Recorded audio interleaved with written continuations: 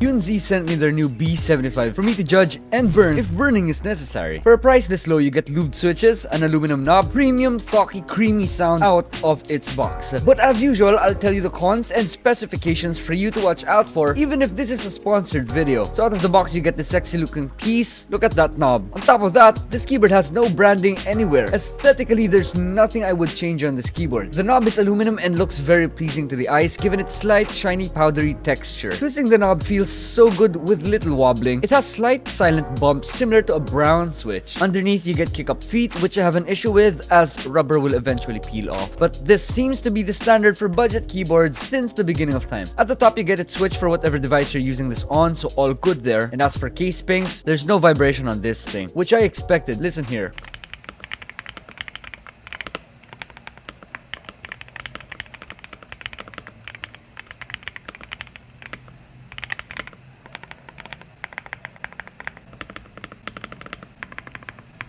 Stabilizers are plate mounted and apparently they're well lubricated. Upon removing the stabs, its PCB does not have screw-in holes, so you're stuck with plate mounted stabs. They had to bring down the price anyways. LED is only in blue. And as for keycaps, they are cherry profile PBTs, which are more resistant to shining. I thought cherry profiles don't jive well with north-facing PCBs, but in this case they do because of the long pole switches. More on that later. Its switches are the third version of Graywood linear switches from Leobog, and they are factory lubed. At the price this low, bro and sister.